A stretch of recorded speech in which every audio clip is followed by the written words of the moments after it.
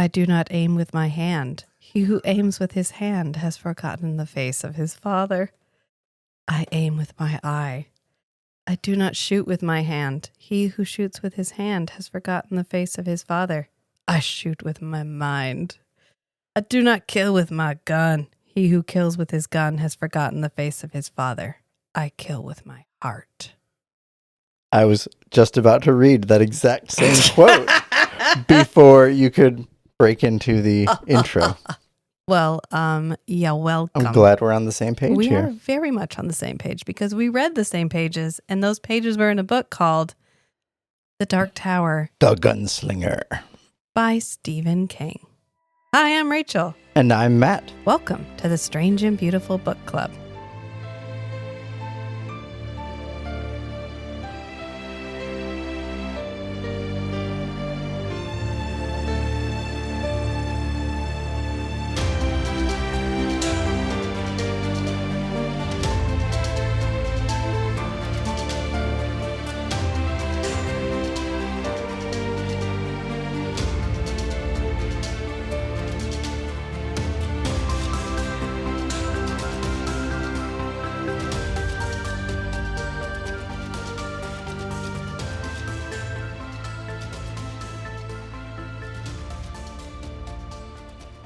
It's time for our horror season, y'all. We're doing a new seasonal format. Don't think seasons like we're going to have a certain number of episodes and then we're going to have a break over the fall where you get a bunch of reruns. And that season will fit within well-defined calendar months or weeks. It won't. Think themes. We're going to do themes. Guidelines. But, like guidelines. So we're going to be creative, but we are going to try to have a primary thrust, one might say. And that one for this season, fittingly, because it is fall, is going to be horror. And so the first book we're going to talk about is The Dark Tower, Book 1. And we're actually going to talk about Book 1, Book 2, and Book 3. Not in this episode. If you didn't read all 3, don't panic. This is just Book 1. But those are the planned number of books, unless I am so swept away by 2 and 3 that we finish the entire series, which might happen. I started book 4. I did not finish book 4. Okay. And it's kind of a big deal when I put down a book. Because I am a completionist. It actually is, yeah. I've heard you hate books. So the fact that I finished book 3. Book 3 was good for the first 3/4 of it. Yeah. And then the end of book 3 and the beginning of book 4 put me off. Well, I mean, and that was 8 years ago. So I never came back to it. I mean, I know one of the running jokes that we have for a lot of our things is that it was done on cocaine. I don't think it's probably that much of an exaggeration to say that this book was probably written on cocaine. It feels like it. It feels like it a little bit. And we all know there's that period in Stephen King's writing career and life when he was struggling with substance abuse. And this feels very, I had a profound revelation while I was in an altered state and I saw this world. And it's so unlike anything else I have ever envisioned for my stories. This feels like my story. And then he wrote it down. And the first book is, and we're going to try to be kind because there's no point in shitting on things that people love. That's not why we're here. Love what you love. Be who you are and love what you love. It's not a great book. I mean, in terms of narrative thrust, in terms of having a plot, character development, story arc, anything like that, I wouldn't say it's got that. Does it have a vibe? It is actually only a vibe. It's a very good a vibe. Introduction to a character. Yeah. That we will spend time with throughout the series. I can see where, in the light of there's 7 more books, and I've read series with Kate and Hannah where you had to get to book 3 before it hit its stride. And I can see now, if you pick this up, people going, oh yeah, this series is really good. You just got to get into it. But I don't know if I had picked this up when it was only Dark Tower and we didn't know it was going to be a series, and Stephen King has written exclusively horror up to this point. And then you pick up this book, which is just a journey of vibes with this dude named Roland, who inexplicably has an infinite number of bullets, where he's chasing the man in black over an endless post-apocalyptic desert towards an unknown objective. I mean, we know it's the Dark Tower, but we don't know what the Dark Tower is, except that It's not just a tower. I don't know that I would have gone, I think I really want to read the next one. Yeah. Yeah. And I think that's a fair criticism in light of it's been however many years since it's been published. 1982. The fact that it's been 42 years since it was published.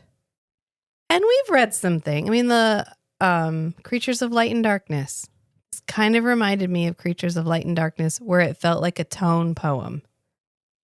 Yeah. Where we were setting the vibe. We were setting up the world for a larger story.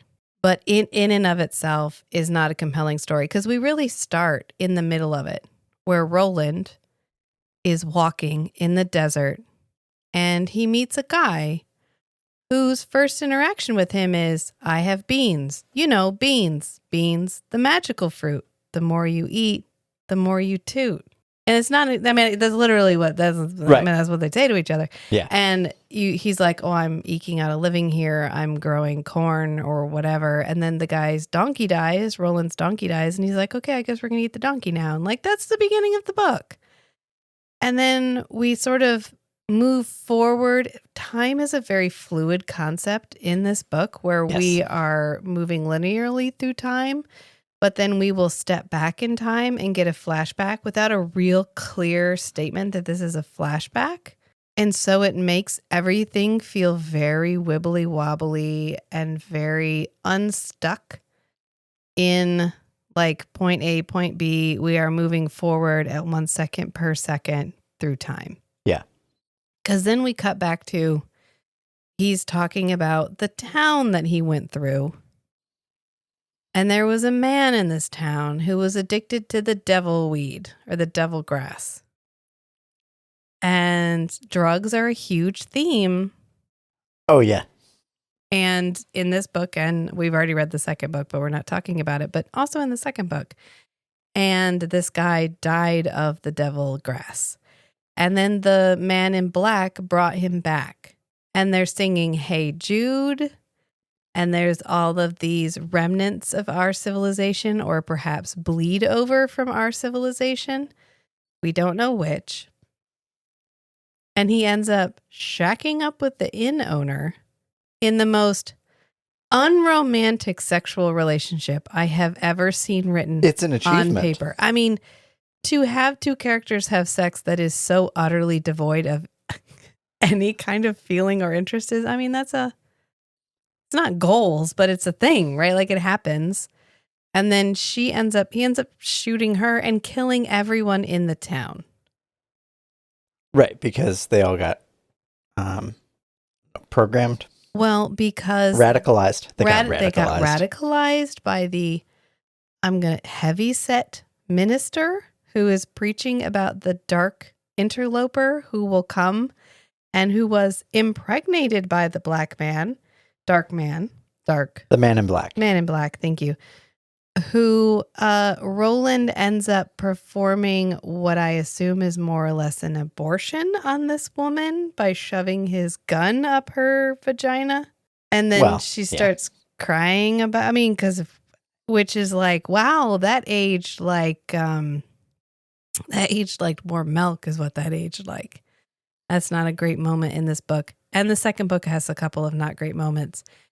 So I think probably an important thing for us to establish right now is how much grace are we going to give these novels in the context of the time that they were written in? I don't know how much. Well, because I'm thinking Stephen King, he's a fixture. He's been around a long time. I think he has a lot of real hits. He has a lot of great misses. He definitely has a period where he's writing almost exclusively with the knowledge that anything that he writes will be adapted for television. He also has some time periods where he hasn't aged well, right? He's definitely taken some of his content has not aged well. He's taken some risks. He's not been safe in what he wrote in the time period. And it was probably acceptably avant-garde when he wrote it. Mm-hmm. And now it is borderline it's actively offensive, but it's borderline like I can't even give you the grace to get through this, even knowing this is 40 years old. I mean, shoving a gun up a woman's vagina it's a big ask for me to get past that. And it's treated very perfunctorily like, oh, well, I had to do that because he does that, right? I'm not going crazy here. Doesn't he do that? Because she starts crying about her baby. I remember him shooting her in the belly. Okay. I don't remember it going up her vag. Okay, well, let me... Ooh, book illustrated by Michael Whalen. Still going strong, Michael Whalen. What else has Michael Whalen done? Let me double check. Yeah. No, he definitely does that because there's Alice who runs the bar. And she's the one with whom he has the very unromantic sexual affair. And he can't shut up about the scar on her face, which luckily he can't see in the dark, so it doesn't ruin his moment. And then there's the preacher woman who he describes as like breasts like earthworks. And he's kind of like, well, I mean... he did the covers for the Stormlight Archive. Oh. And I think the Wheel of Time also. Nice. But he's really turned on by her because the idea of excess in a world that does not have enough is extremely sexually exciting. And it's a difficult moment. I mean, the first third of this book is a difficult moment. Mm-hmm. I powered through it because I've heard it's really good. And every time I post anything about it, people are like, oh, the Dark Tower. So I'm like, okay, all right. I'm trying to be fair here. I'm not sure in 1982 that I would have read that and gone, okay. I mean, I feel like we try to give media the grace of context. Right. Okay, here's how I see it. A lot of people that read books actually like absorb the material very a la carte. Oh, I like that part. I'll remember that. Oh, this, nah, I'll forget it. And so then after they read the book, the only things that they're left with are the parts of the story that they liked. And the distasteful parts. You just drop them. You just kind of go, don't worry about it. Don't worry about it. I mean, I get that. I can understand that. And especially if you were a fan of the series, like as it was being published, you may not have reread The Gunslinger in 20, 30 years. Right, because by the time the 7th book is published, The Gunslinger is 1982, Drawing of the Three is 1987, Wasteland is 91. By the time Song of Susanna, which it looks like is one of the last ones, it's 2004, so 32 years have passed, or 22 years have passed. Yeah. You might have read The Gunslinger as an 18-year-old boy where you're like, alone, a man against the elements, carrying guns and then even shit. Rereading it, you say, this is the part I remember that was like fun to read. That was like has stuck with me. And then, flip. Oh, okay, here's the next part that I really vibed with. Wow, this didn't start out great. I'm glad it got better. Yeah. Yeah, well, this is not as great as I remember, but that's okay because I know it gets better. So in my mind, that's kind of the grace of the fan of the series is just kind of dropping. Well, it felt like he was trying something. Like Stephen King was trying something out, something new and different. He was being very experimental because this is based on a poem. Yeah. Right. I don't know that I've actually read like Roland to the Dark Tower came. Brother Roland, something Roland. Child Roland to the Child Dark Roland. Tower came. Yeah. It's a narrative poem. By Robert Browning. Yeah. So that might be interesting for us to cover. Read the poem, and I don't know if we need to like dissect the poem. Oh no, it's long. Look at this shit. It's a It's not- narrative poem. Yeah, it's not obscenely long. I mean, we could do that and I wanted to read C.S. Lewis wrote The Dark Tower. I wanted to see if maybe some of the themes from that kind of influenced this. Was it based on the same poem?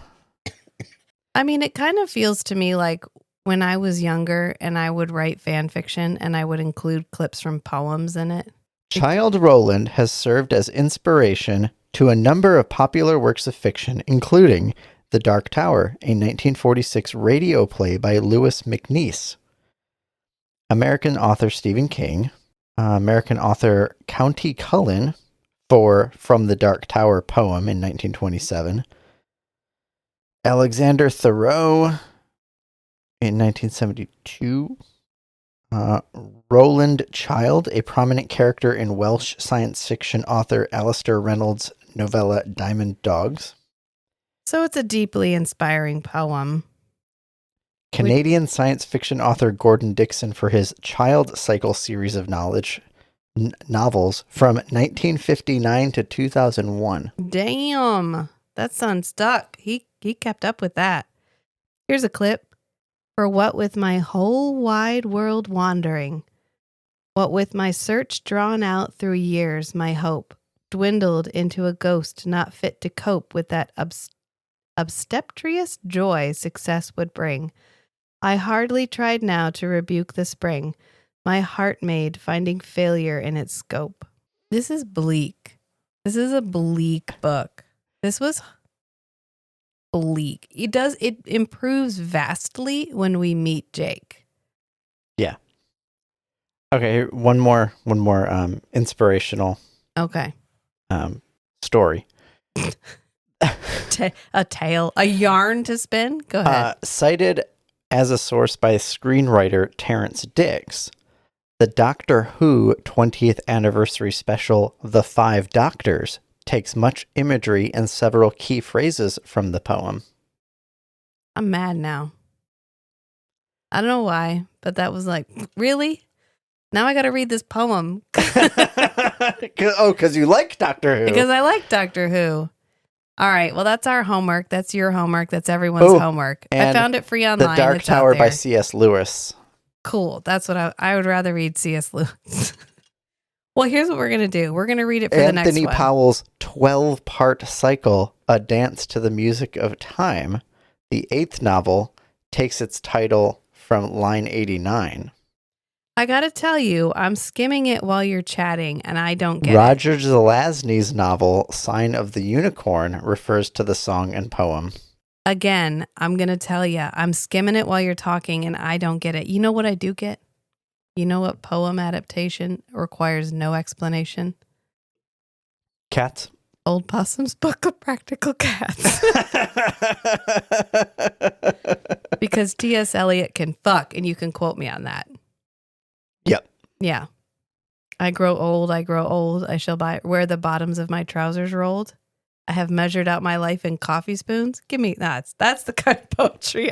That's the kind of highbrow poetry that we definitely sponsor over here at the Strange and Beautiful Book Club. Though clearly we need to read this poem because it has inspired so many people. So here's our homework, Matthew. Yep.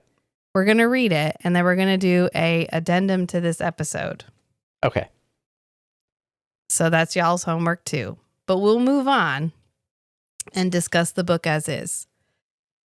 So I think Jake absolutely improves the book when he appears, not only because we take the Roland from this weird desperado who's roaming in a straight line through this endless desert, occasionally stopping to fuck women and kill whole towns and then steal their donkeys and ride out of town.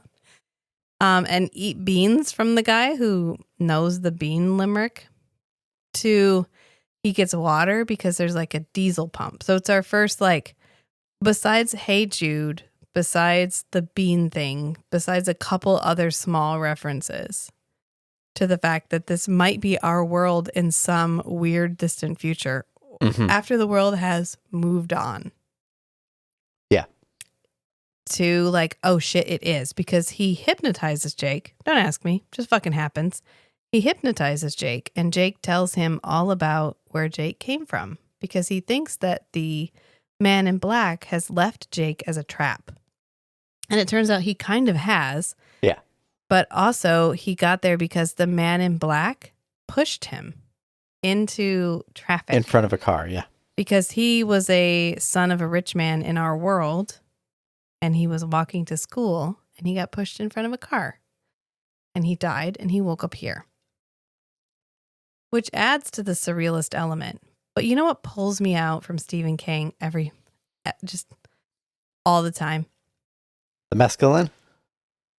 That a little bit. But also, we didn't even get to that yet. But Stephen King never fails to update you about what just happened to a man's scrotum. Mm-hmm. Did you know that Jake's testicles got crushed? I did. You did. Why? Oh, yeah. Because we mentioned it in the book. As the bearer of a set of testicles, I can attest to the phenomenological significance. Mm-hmm. You are always aware of them. The experiential nature of whatever ownership. they're doing. Yeah. Yeah. Yeah. It is a salient feature of my existence. Yeah. Whatever's going on with them. Yeah. It's probably some evolutionary adaptation. Outside of Stephen King, I do see testicles mentioned in books. Usually romance books. Never as graphically. Never as graphically. Never in as wide a variety of situations. Usually they appear in romance novels when a man is extremely aroused or when he's about to reach sexual completion. Mm-hmm. And they're like, oh, his testicles tightened, which I don't even know. Please don't explain it to me. I know we're married and we've been married for like 20 years, but like, I don't want to know on the pod, I don't want to know your experience as to what happens. But I feel like every time I'm getting a firsthand account of what penis ownership must be like, because Stephen King never fails to include that as part of his description. Oh, yeah. At least once a book. Oh, more than Usually that. more often. Usually more often than that. Yeah. If it's cold, when it gets warm, when he gets hurt, when he's scared, when he's upset. He's writing from experience. Never the dick, though. Right. Never whether or not the guy has an erection, whether it's shrunk up just like the testicles. Never. Testicles, he'll give you updates on those every third or fourth line. He doesn't give a shit. But he very, very rarely ever mentions the dick, and I just think that's really interesting. I do appreciate unerotic descriptions of normally erotic things. Well, then you really like Stephen King. Because I don't know a man that can somehow make erotic things as unerotic as he does. I appreciate it in a, oh, wow. You don't see that every day. Mm. And it takes a different kind of person to do that. I can see that. Like the movie Under the Skin. Yeah. Has some of the most unerotic nudity. That's fair.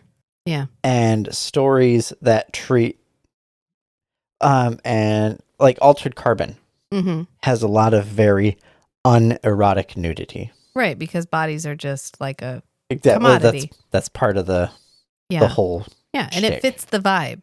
Right. It fits the vibe. I think, I don't know, I can't tell whether Stephen wants me to be into the fact that Roland is desirable or not, because he clearly is, because Alice is immediately like, hey, you want to fuck? And he's like, I mean, all right, if we turn the light off. Cool. And then he picks up Jake, which is kind of a weird... Okay, and on the topic of Jake. Yeah.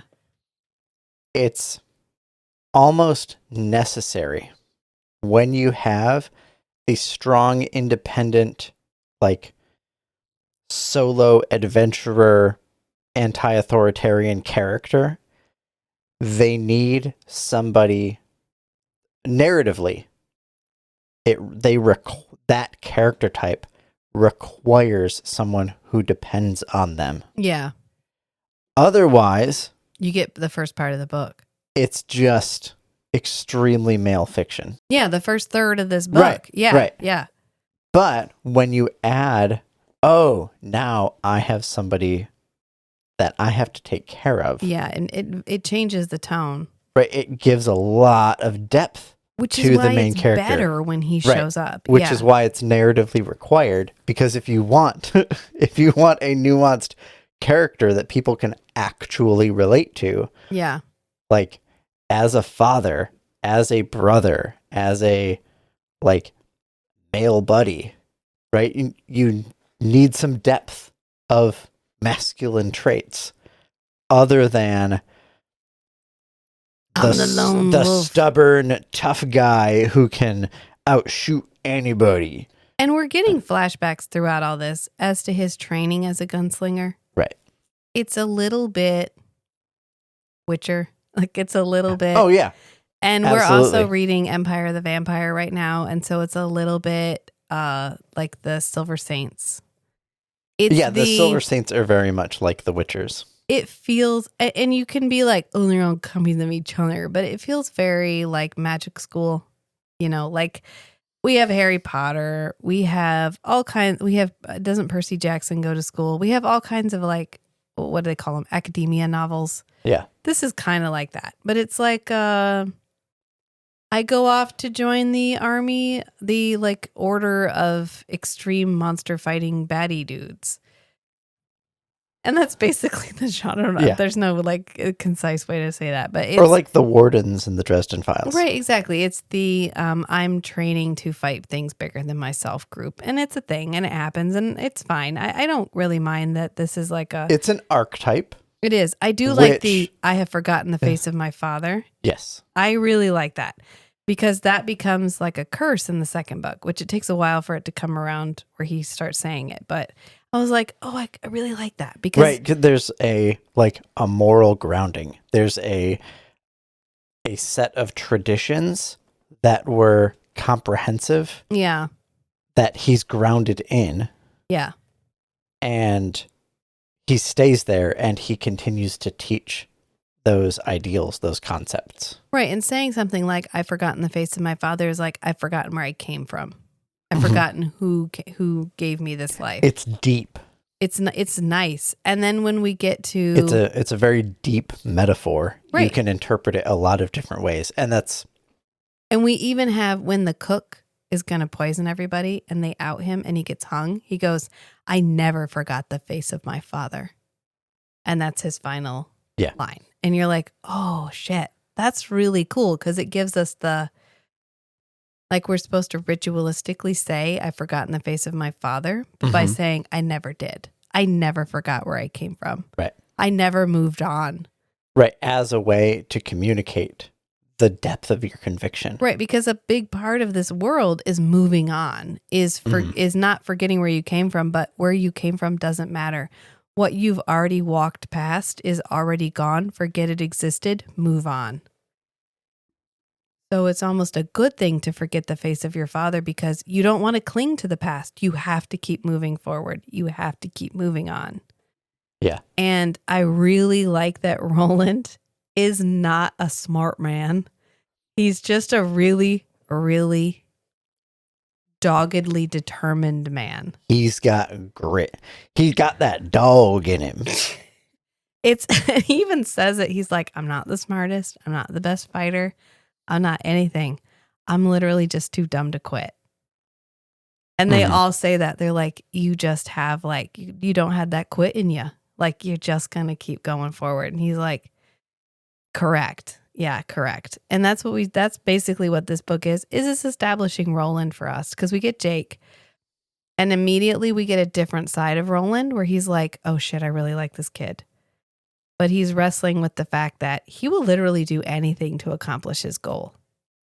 Right, he's wrestling with his priorities. Because I have my commitment to pursuing the man in black.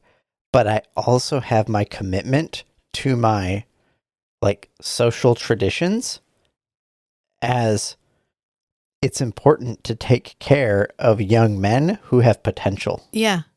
And this child who is like a son to me. Right. And he thinks And- it several times. He's like a son to me. And he's like, oh God, I will kill Which- him if I have to. Right. Which one is more important to me? Right. And it's good. This is And when it that's gets a good. great conflict. Because we get push and pull. Yeah. In this moment. And then we move on to the part, well, first when he's in the way station with Jake and he goes into the root cellar and there are things in the root cellar. Oh, I feel like this really hints at such a broader like lore and mythology Yeah. around the world that Roland exists in, because there's some like thing in the wall and it's he Alice, talks to isn't it. it? He kind of implies that it's Alice. Yeah, and he takes her jawbone. Yeah, he like shoves his hand in the wall and pulls her jawbone out. Right. And Sticks it then in his pocket. but then this is an object of power Yeah. because he has a connection to it. Like her spirit came to him to pass a message, and that connection carries power. Yeah. And he uses that for a while. He does. Because we go from there to they're in the hills and we find out that there is a presence. There's a circle of stones that has a succubus in it and it ensnares Jake. And he has to go and free Jake and he uses this jawbone. Well, first he's like, well, I mean, we can fuck a little. Oh no, I will sacrifice for you, Jake. I'll have succubus sex for like 5 minutes. Well, he knows how much of a risk it is, Yeah. but he knows that he's up for it to get out at least once. Yeah. And then he He uses feels the like he jawbone has- to get himself. He has a good chance. Because he has the jawbone, he Yeah. has an anchor Right. to pull himself back out. Right. And he does. And then when we move on from there, we end up in this tunnel. Well, Shit happens. Oh, okay. there's more with the succubus. Okay, go ahead. Because he takes Jake back to the house, and then he gives Jake the jawbone. He's like, keep this. It'll help protect you. But I have something to do, and he needs information. So he's going to go bargain for some information. And this feels very a similar vibe to like the original Grimm's fairy tales, where anytime you're dealing with a supernatural force, it's like a dark thing. There's a Yeah. cost to it. Right. You must And- bargain. You have to have an exchange. Yeah. And I love that. so he I always he's love like that. he knows the ins and outs of these kinds of bargains. Magic should have a cost. Yes. Yeah. But he also knows what he can do to fortify himself. Right. And so that's when he takes the mescaline, I think. It is. And Because it separates his mind enough. yes, that he'll be from able the to escape. from the like the carnal urges, Yeah. whatever. So he won't be susceptible to the succubus like dominating his mind. Right. He can still like physically perform all that stuff, but his like logical mind stays separate from that. Right. It's not captivating for him. And so he can bargain while he's making his offering. Yes. Yes. In the most unerotic way. Like, Exactly. we can't even Exactly. talk around it like, ooh, yeah, no, it's the most like, and then I had very passionate and exotic sex with the succubus. And he gets what he wants, which is like, I don't know, go that way, basically. Because he's after the man in black. He knows where to go. He's like a lodestone. Right. He always knows He which can feel direction it. to head. Yeah. And he's a man who knows the limits of himself. If Roland knows anything else, it's where his edges are. And Yeah. so he can venture into this succubus thing. And then as soon as he hits like, oh, that's as far as I can go, he backs right out. And then they continue after the man in black. And they end up in this tunnel on a train track, which is a subway tunnel, Mhm. on a train car.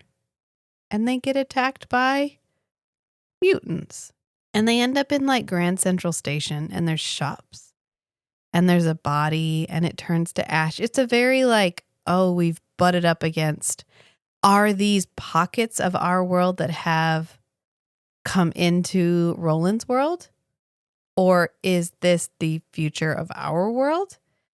And we don't and that's know. all very And that's wibbly wobbly. It's what makes it really surreal and really unsettling. Mm-hmm. But it's almost so surreal that I don't care. You know what I mean? Mm-hmm. Like I kind of want an anchor. And Jake provides that for a little while because we go through, he ends up shooting like 150 mutants with 25 bullets. I don't even know how that fucking works. And then they end up getting all the way through there. Shit happens. And then at the end, they reach a train trestle over this big wide gap. And they have to walk across because it's rotting. And when they get to the other side, it starts to collapse. And the man in black is like, okay, drop Jake and you can catch me. Or save Jake and you'll have to keep chasing me. And he's like, well, Jake, we had a good run. And he lets him go. Mm-hmm. And it's a dramatic moment. I get that it's supposed to be a dramatic moment. I kind of wish we'd had more. I wish Jake hadn't known that the gunslinger was going to let him die in the end. Because Jake ends up hinting that he knows the gunslinger will let him die if it's required. Yeah. And one, it's okay that he's this practical, but two, it ends up being like, well, self-fulfilling prophecy. If Jake had trusted him implicitly and had never for one moment doubted that the gunslinger had his best interest at heart, that would have been a crushing moment. Right. It would have had a lot more oomph. Yeah, and it's fine. It's fine because then we get the discussion with the man in black. Thank you, the man in black. And this is probably the most. He jotted down some notes while he was in an altered state, and then he wrote it up as a book moment. Mm-hmm. And I like this discussion a lot. It feels like what Olaf Stapleton was trying to accomplish in the Star Maker. Yeah. But like concise. And it's like, he says, the problem with universe isn't distance. It's size. That we can't comprehend the scale of the universe. And that's really what our problem is. Because like to the fish, the blue pond in which he lives is his entire world. And so when you yank a fish out into the air, and all of a sudden there's an entirely new world in which he cannot breathe and cannot exist. That's like touching heaven. That's like seeing God. Mm-hmm. Because this is a universe he never thought existed ever before. Right. Or if you zoom in. And none of the other fish are going to believe it when it comes back into the water. And tells them. Or if you zoom in on the head of a pencil, like on the tip of a pencil, eventually it's going to look like planets swirling. Because you'll get close enough to see the atoms. Yeah. And how do we know we're not atoms in the nib of somebody else's pen? And it ends up in this very esoteric, like, I am an agent of the tower, but I'm not the tower. And like, and it's all dark while they're talking. It's night the whole time. And he ends up reading his tarot. And it's the prisoner. I forget what the second one is. And then death. Because it ends up being the three that he calls in the next book. Yeah. And it's the prisoner. Okay, it's the prisoner, the lady of shadows, and then death. Those are the three cards that he shows him. But not for you, Gunslinger. Yeah, but not for you. And it's the Hanged Man, the Sailor, the Prisoner, Lady of Shadows, Death, the Tower, and Life. I don't know if the flashbacks about the Man in Black benefit the story. Because we find out he's Martin.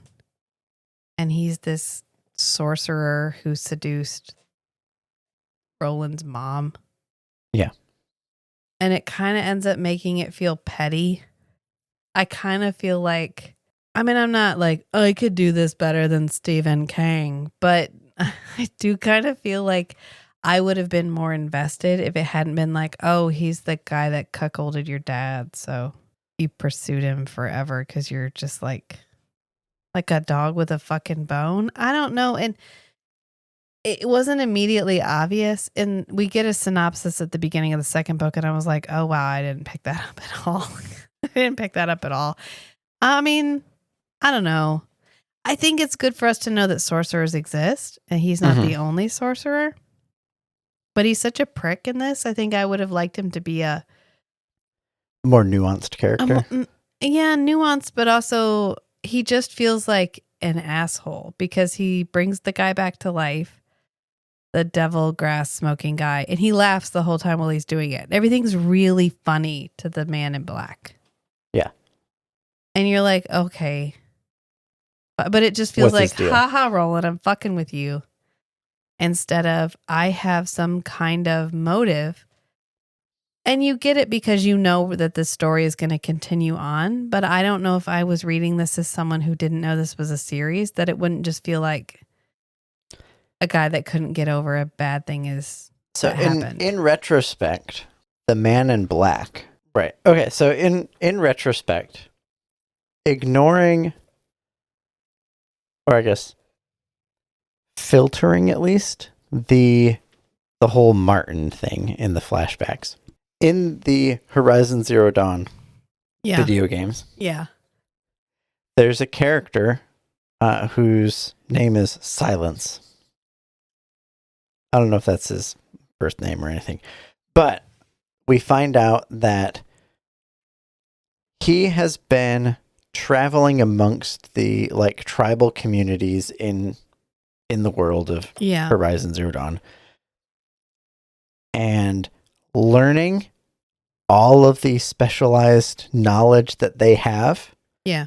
And then in a very, I need all of human knowledge in order to like do what I can to advance humanity kind of way. Yeah.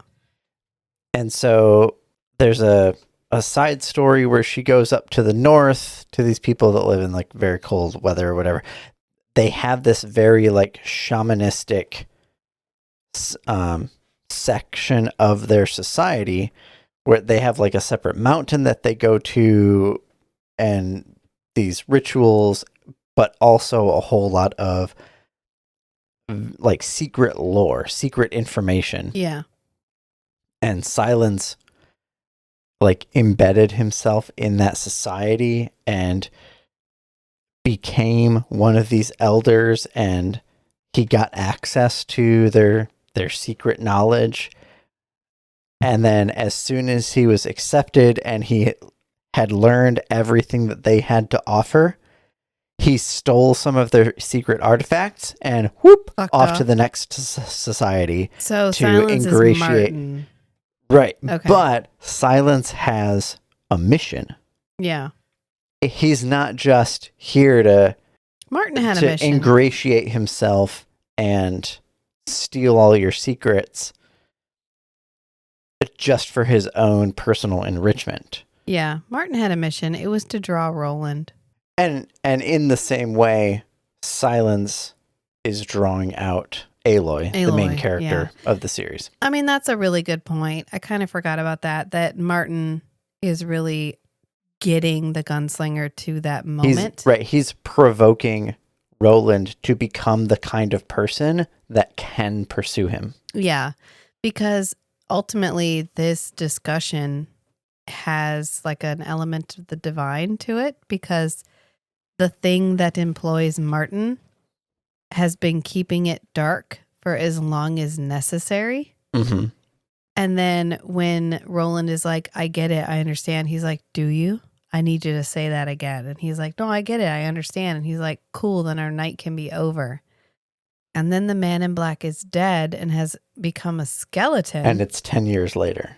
And Roland has aged, because that's how long it took for him to fully realize the scope of what he was actually pursuing by following his path to the tower. The small piece that the man in black could convey to him took 10 years. Yeah. Yeah, and that's a cool moment. Right, okay? and that hits. This is cool, I get it. But at this point in the book, you're like, all right, I get it. I get why you would go on and read the rest of them, because it's this cool idea. Right, and it's very archetypal. But it's also very, is it horror? Is it fantasy? Is it thriller? Is it science fiction? What is this? It's the Dark Tower. Like, it's a very undefinable genre from a man who is generally very like, I write horror. Well, boom, here you go. I mean, I've read a fair amount of Stephen King. I've read a decent amount, almost more than you. Oh, you've read a lot more Stephen King than I have. And so I feel like I have a pretty good handle on the man himself. On what to expect out of a Stephen King novel. And this felt very like, okay, all right. It feels like his heart story. Yeah. You know what I mean? Like, I feel like every author has that story that like, that was the story you wanted to write when you got into writing. But you had to write a few novels to get good enough to feel like you could actually tell the story. Like Way of Kings for Brandon Sanderson. Yeah. He had to get through Mistborn and Elantris and then his like 35 other series. And then he was like, okay, I think I'm ready. Yeah. And I feel like this feels like Stephen King's like heart story. Mm-hmm. This is what he wanted to write. Right. And it didn't need to be super palatable and adaptable to television, because that's not the point of this story. Which I appreciate, because after a while, Stephen King gets very, okay, that's kind TV of his thing. producers. After a while. Here's the main male character. I would like you to cast the following. Wants a new swimming pool. Yeah. All right. Daddy needs a swimming pool. Daddy needs a swimming pool. Here's the stand. So you're like, okay, all right, well, that's fine. I mean, hey, no shame. All right. There's no shame in making money off of your creative pursuits ever. Right. But, realize what you're doing. Okay. Some of his are like Carrie. He threw Carrie in the trash. He didn't think Carrie was worth it. Right. And it was somebody else that convinced him to submit it. And you're like, oh, I really love that story. Like I've always enjoyed Stephen King. Does he have his problems? Yeah. Is he an extremely male writer? Yeah. And that's all right. There's no shame in that either. Right. It's okay. This felt at his most male, though. There's another writer that I've been following for a while. I've been reading his books off and on for, 25 years now. And his first books were very male fiction. Yeah. like who are we talking about? James Rollins. Okay. Yeah, wasn't he like spy thriller? He wrote a series. I don't know how interconnected they were. I read 3 or 4 of them, but it was like the Sigma Force or something like that. Yeah. And I'm a man and I got a gun. It was cool. It was like space. High-tech spy. Yeah. Almost like Da Vinci level, like intrigue and break into like historical conspiracy theory, secret society stuff. Okay, cool. There's like a lot here. But then he has this series. So now I've been reading his most recent series, which starts with The Starless Crown. And it's this sci-fi series. It's kind of sci-fi, kind of fantasy. It's like genre bending, I believe. Far future Earth, where the Earth has stopped spinning. So the Earth is tidally locked to the sun. So one side always faces the sun. And so there's a ring around the planet that is habitable. And the side facing the sun, the center of it, is too hot for humans to inhabit. Okay. And then the side of the Earth facing away from the sun is all frozen. And so there's all kinds of like varied cultures and like geographies and climates and and the characters are a lot more dynamic than his Sigma Force novel characters. Oh, I love growth. And it's like, oh, wow, like this guy has really stepped it up Yeah, nice. in how he tells stories and how like the depth of his world building is like so much bigger than his early novels. Yeah. And so that was in response to you talking about this was Stephen King in 1982. Yeah. After I think this was his like 16th published novel and like the 8th under his own name. Oh, yeah, because he's Richard Bachman. I don't know. But he has But another so alias. he had 15 This is 8 novels. years after Carrie. He had 15 novels under his belt as a professional author before he felt like, okay, I'm ready to tell this story.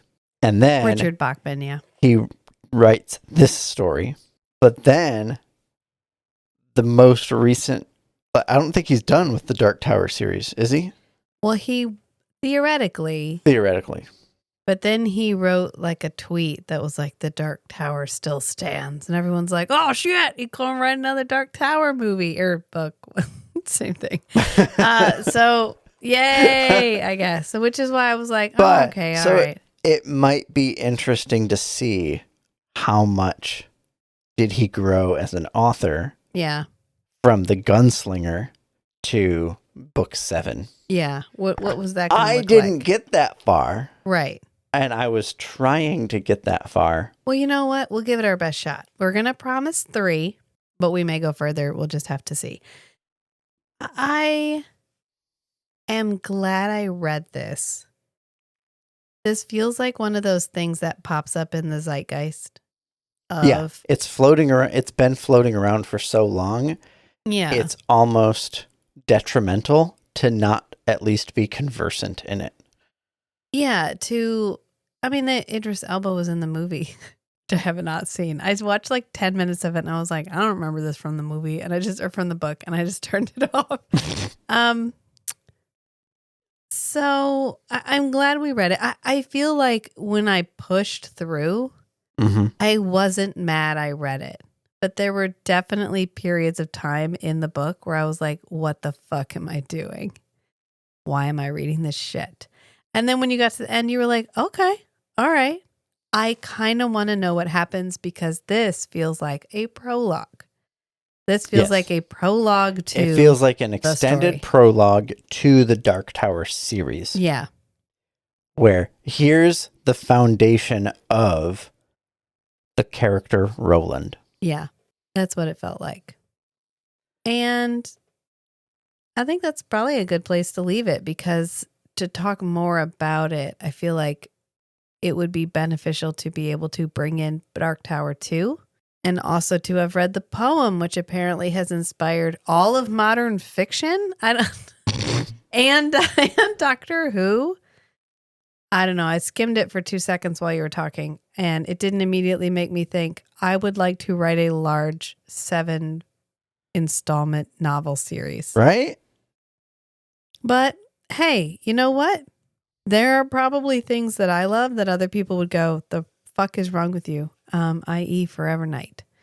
So I get it. It's fine. I'm not knocking it, but I would like to read it, take a moment and sit with it, and then come back and discuss it. One quote from the book that I think fits with our vibe. Okay.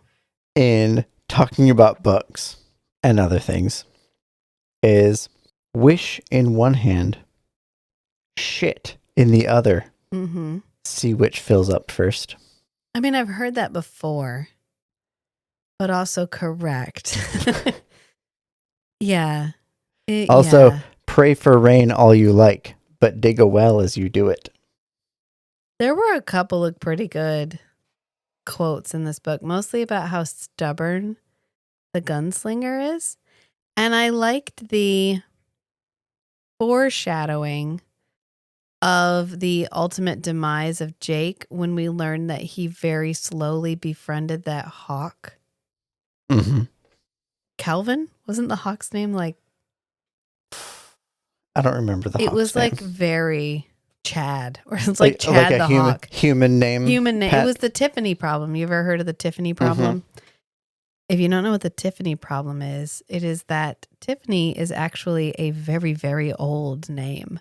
And so it would be completely reasonable to name a character set in a sword and sorcery, like Middle Ages style fantasy novel. Right, like Middle English, like 1500s Europe. Tiffany was a common name. Yeah, you could name a character Tiffany, but because And Tiffany... it would be historically accurate. But because Tiffany is perceived as a modern name, it draws people out. A false anachronism. And it feels very deliberate that all of his names are very Alice, Roland, Marvin. Old school names. Oh, but also very modern sounding. They're not like Cthulhu, Shizhizhoda, whatever. You know, like the fantasy names. You know, I'm talking about the fantasy naming convention that we have come to be familiar with. Kaladin, Sazed, Shallan, Yasna, for example, if those were to throw out a few. Just to throw out a few completely random examples. Rao. Yeah, Hoyd. So it just, there's like a convention we're expecting, and he gives us like Chad of the future. Sneak peek, Rachel finally read Way of Kings. I don't know what you're talking about.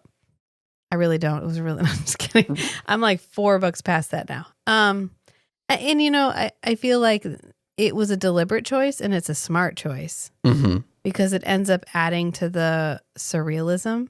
Yes. And is this it our makes world? it.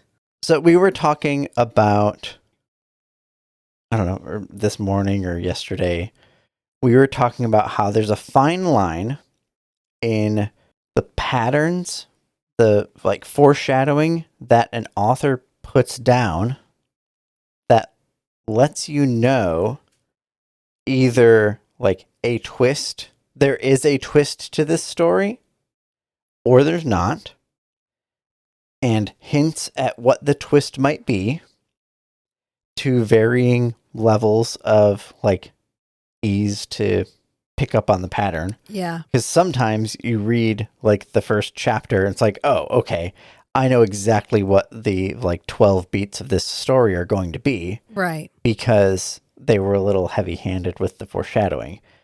And then other times you get to the end of the story and then they're like, oh, here's the twist. Didn't you see it coming? No, you left exactly 0 clues. And now I feel like you betrayed me because, I don't know, you thought I was stupid or something. Yeah.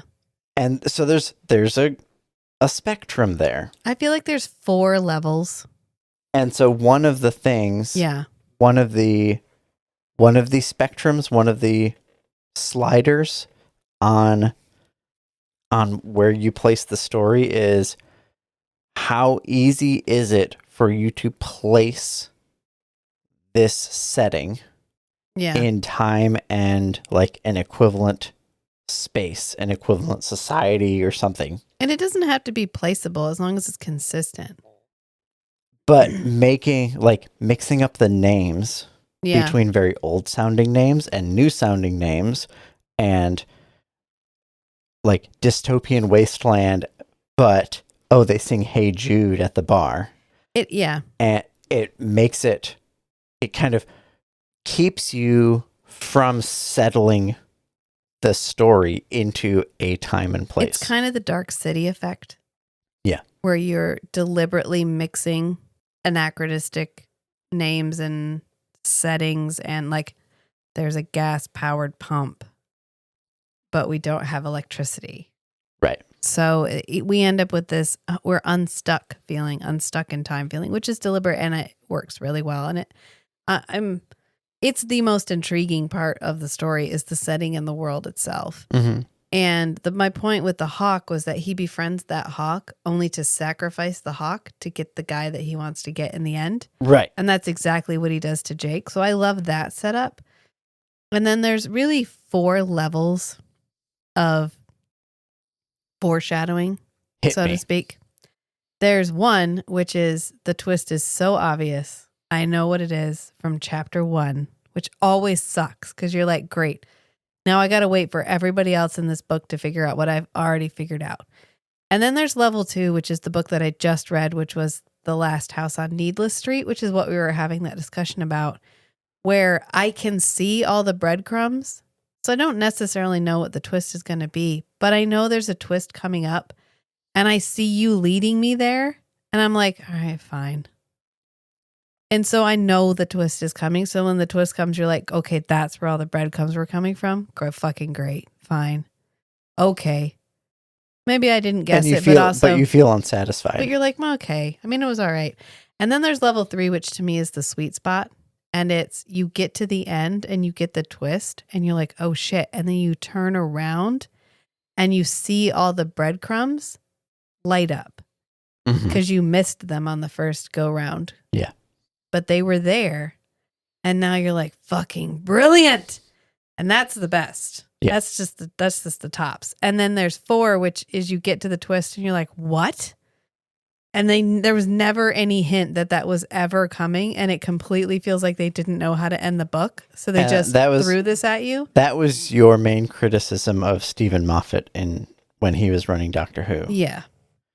Is all of the plots with Stephen Moffat were, oh, get to 90% of the story. And, oh, yeah, the twist is none of anything that's happened so far was ever relevant to what was actually happening in the background. Yeah. And the Doctor knew the whole time and was secretly constructing this plan to pull off the twist. My problem, that's what kicked you off Doctor Who. Well, Stephen Moffat's a good 1-episode writer. Yeah. Like the one with the Weeping Angels, the first one, Blink. One of the best episodes of television, right? Yeah. That's a fucking brilliant episode of television. Perfect. Love it. No notes. And the library. The library. Silence in the library. Silence in the library. Silence in the library. Perfect. Great. Fuck it. No notes. What are the 2 characters that are there? The Weeping Angels and River Song. He came up with those characters and they're great characters. They gave him the helm and he was like, what if they were every character? What if every single story had either the Weeping Angels or River Song or both? What if River Song was both? A Weeping Angel? What if the Weeping Angels were River Song? Yeah, that's basically what it. Yeah, you know what? If you liked it, you liked it. That's great. I think he's not a great writer, and that's okay. You know what? That's the beauty of taste. I can have a different taste from you, and my taste isn't better. It's just different. And did I love The Dark Tower? I didn't love The Dark Tower. I was intrigued enough with The Dark Tower to go on and read the next one, which is good enough, right? Not everything has to be an absolute slam dunk. Satisfying me literature-wise, is difficult. I'll admit that. But if you get me to read the next book in a series, that's a victory in and of itself. I mean, I feel like, I don't know, it's hard to define my taste because I like some real trash books. And there are some books that I don't love that I objectively realize are really good books. And I feel like that's anybody, you know? You're allowed to read a book and feel how you feel about it.